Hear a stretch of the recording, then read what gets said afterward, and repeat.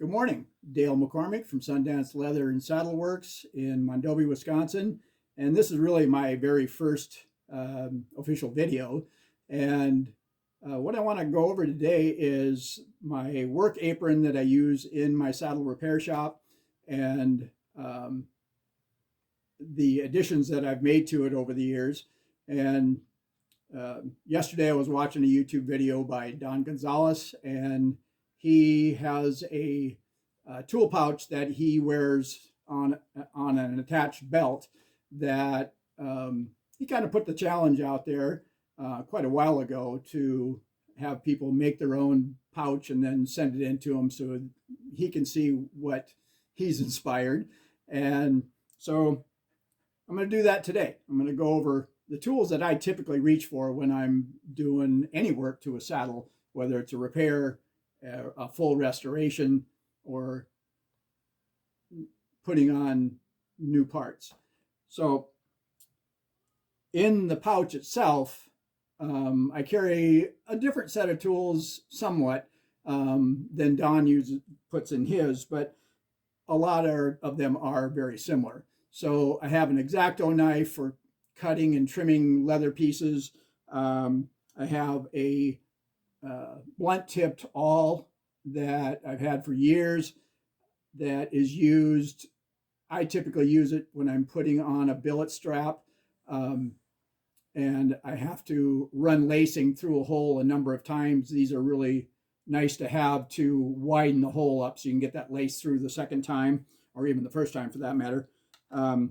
A lighter for singeing the ends of threads, tape measure for measuring different projects or parts that you're building or making, box cutter for opening up new packages of supplies and materials that are coming in, flattening plier that I use to when I'm pulling saddle strings through a tree where they're being difficult and you just barely catch the end of it, and the flattening plier will grab onto that and help you pull it through without marring the end of the saddle string. Graphite pencil for marking leather when you're setting up a design. Just a basic multi screwdriver for taking out all the types of screws that are in a saddle. Nail puller for pulling out those stubborn ring shank nails. I think that's it for the pouch. In my apron, I have a leather marker, which is erasable. I have a battery operated thread cutter, which does a really nice job of trimming that thread off right at the stitch hole. A couple Sharpies for writing things down and marking things.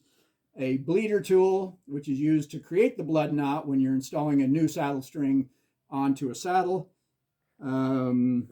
A lacing fid, which works really well when you're taking those saddle strings out of a saddle that you're about to repair, because the lacing fid has, I don't know if you can see it, but kind of a squared edge. Those edges help you to, as you're trying to pull the string apart, you can roll that, and those square edges help to move that leather through the holes in the blood knot and help you to wrench the knot apart. On this side, I have a needle nose pliers that I reach for numerous times a day. A burnisher tool. I don't really use it when I'm taking apart or putting together a saddle, but I keep it there just so I know where it's at when I'm doing other finish work. On the other side, I have a saddler's hammer, and underneath the pouch, I have my cell phone pocket and my saddle protector, which I developed this to protect the saddle when you're prying on those stubborn nails, and this helps to protect the decorative parts of the saddle so you're not prying on the saddle itself. And so this is a 13-14 ounce piece of saddle skirting that does a really good job of keeping that saddle from getting marked up. And then I also have created this nail puller with the protector built right into it. and it's adjustable, so you can, adjust it as need be, depending on how far away you need to be away from the nail to get it to start moving. And it also makes it possible so you don't have to hang on to the protector with one hand and the pry bar with the other, so you have the other hand free to do whatever you need to do. So those are the basic tools that I reach for every day. And it's, like I said, has been a work in progress. And I finally got the pouch, or the whole apron set up the way I need it to be, so I can be more efficient and time sensitive with projects. So hopefully you enjoyed the video and inspire you to do your own. They're not hard to build, but you got to make it how you need it to be. And